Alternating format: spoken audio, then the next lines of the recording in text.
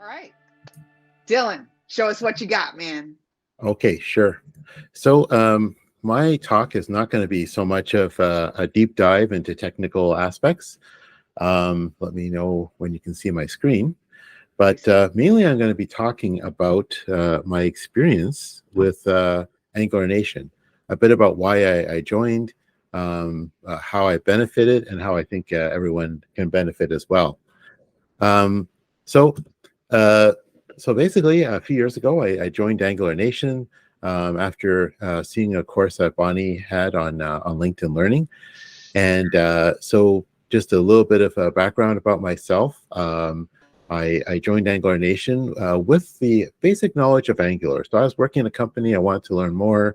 I'm a full stack developer. I have over 20 years of experience in development. I've worked with, as you know, Microsoft technologies. I've been exposed to Angular a lot. And before that, I've been exposed to like jQuery, JavaScript. Really love JavaScript. But as I started to get into more of the enterprise code, I realized that, you know, I just wasn't learning fast enough. I wasn't where I wanted to be. I wasn't even getting the tasks at work, the Angular tasks that I needed. So I joined Angular Nation because I wanted to accelerate my knowledge. I wanted to take my skills to the next level. But most of all, I wanted support.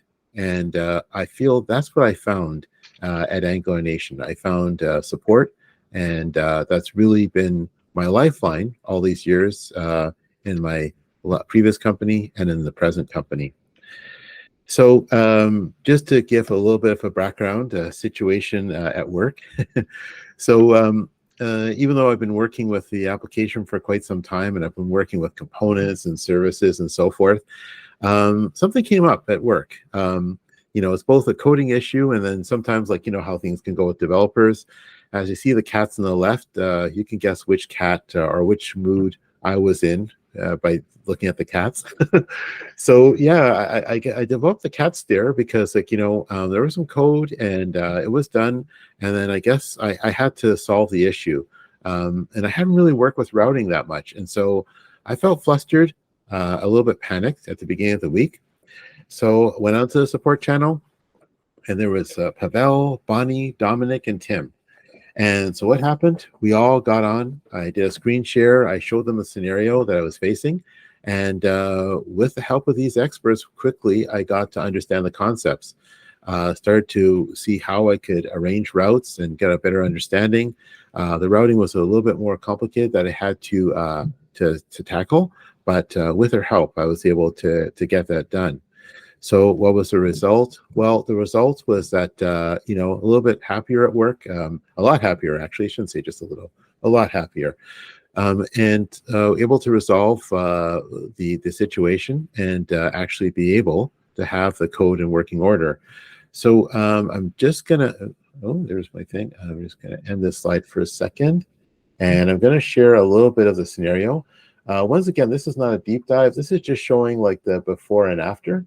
So what happened is that the scenario was with the code was that when you went to a route, the user would actually see like a blank screen. So what was happening?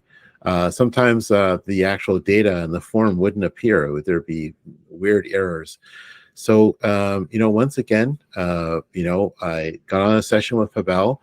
And so what Pavel brought out was that it's not a matter of like whether the data is there or not.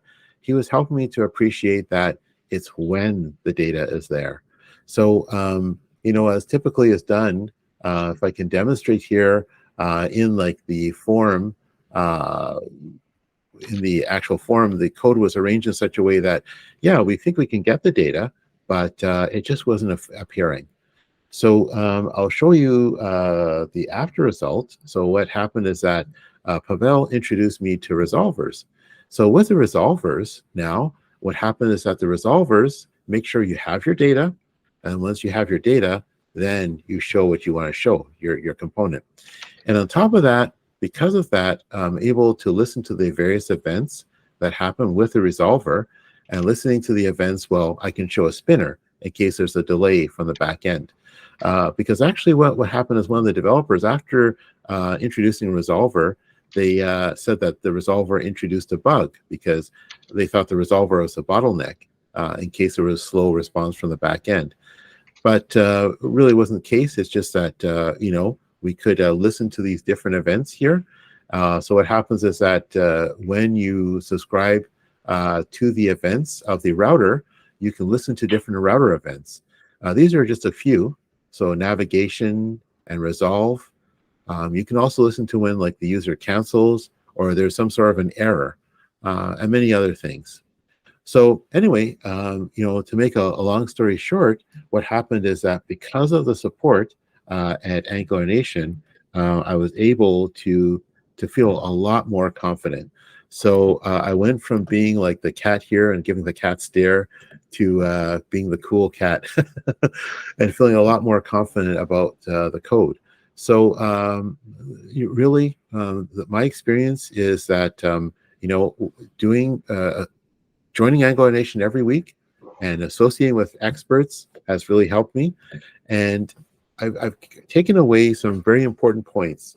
Bonnie has encouraged me to ask questions of GDEs, ask questions of different developers, and ask questions of my peers. Don't be afraid to speak up. And also, Bonnie said, don't just tell them, show them. So that's something important as well, because I was getting frustrated trying to explain what I was knowledge I had, but I just couldn't really convey it. So show them.